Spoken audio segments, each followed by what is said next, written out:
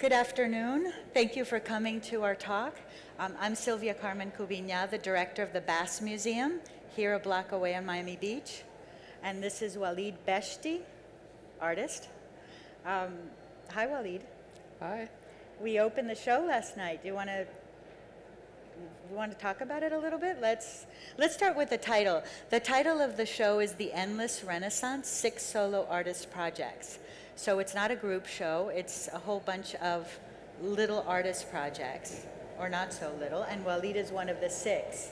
Mm-hmm. The Endless Renaissance comes from an ongoing exploration that the Basel Museum has, where it's looking at its collection of historical work, and it's looking at artists and how artists have conversations or dialogue with the historical collections. We have antiquities, we have medieval art, Renaissance art, and all sorts of objects. So we're looking at artists that deal indirectly or directly with issues related to art history.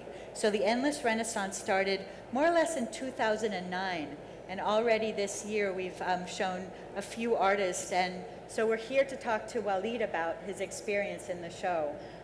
Why don't we begin with sanding, the work that you did that wasn't part of the plan, but came about during installation? So that sounds very loud. Is it extremely loud or no? Okay. It's good. So it's just I'm getting my voice back. That I just walked into the museum and I noticed that there were layers and layers of white paint on the wall. I mean, that it had that kind of New York apartment kind of sense to it, where there was a sort of bulbous protrusion of paint kind of spilling off the edge. And I had become sensitive to this because I think initially I'm trying to remember the year, but I was going to do a project at the Wexner. And the Wexner is an Eisenman, Peter Eisenman building, which is built at 12.25 degrees, which is unbuildable at the scale of architecture. You can't have that degree of precision. So I became interested because they had the same kind of situation where they would just repaint, and I noticed that it was even way beyond that level of approximation of the degrees that Eisenman has specified, but that it had been grown even more sort of curved or soft-edged because of the repeated layers of paint. So the initial idea was to get a furniture restorer to plane down the wall so it obeyed the exact 12 point. In other words, to make the wall true to Eisenman's projection, and by doing so, by planing off layers of paint, would also kind of draw forward what was implicit within the museum, or what was sort of lying under the surface of it, these sort of layers. And it was something that immediately sort of made sense. And I know it was a surprise to you, and it was a surprise to me too. I mean, I just borrowed a sander from Jan, who is incredible, so the head of the install team. And he let me start to grind away at the wall, and what I found was a huge array of colors. And so it was an idea that had sat on the back burner, but it presented itself as a solution to a particular circumstance, one that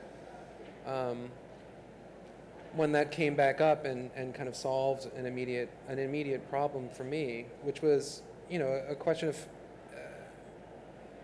how to link this without, in a non-didactic sense, how to link it to the specific place in which I was working, and not in a sort of prescriptive way delineate or sort of isolate some element of the institution, but to use it as a kind of backdrop, and to use something that was already present there to affect the conditions of the show, to show the contextuality of the work. And I think context and sort of framing, is extremely important to me in terms of how that affects the meaning of art objects. That art objects accrue meaning through the different contexts that they move through, change meaning radically depending on the situations in which they're shown, whether it be an art fair or a private home or a museum. So to try to find ways to acknowledge that without being prescriptive about it, without allowing that to be a consciousness that when one is looking at something, one also understands that it's conditional, that it changes. So in a very roundabout way, that's what that impulse came out of, was how to have a non-prescriptive relationship to the site that I was dealing with. So sanding felt, like a way maybe to do that. So I know. And it's called Mural, and it's dated with the dates of the shows that are behind the wall. Every single date? It's 2000, what is it? It was 2001 to 2012, I think. Okay, so about 11 years, you can see 11 years, almost like an archaeology, 11 years of colors behind it. So you see some of you haven't been to the show yet, and I invite you to go. I think you would enjoy it very much. You can see blues and pinks and reds and different reds, whites. And of course, there's color conventions associated with the types of art objects one shows. So you go into a museum that shows antiquities and things like that, and they have a different kind of notion of what wall color is, something that's very variable, whereas contemporary art circumstances, it's almost always white. And someone joked that if I had done that in a gallery or a Kunsthalle type space, that I would find almost exclusively white, just layers of white. So it starts to speak to the different. I mean, it's funny how an attitude about how to look at an object is implicit within just the color of the wall. I mean, I guess that's probably obvious, but to me it was sort of interesting to see all of that, these sort of different kinds of agendas about how to look at art objects just in something as stupid as paint, It really feels archaeological. Was it something about finding the history, or is unveiling part of the thought process?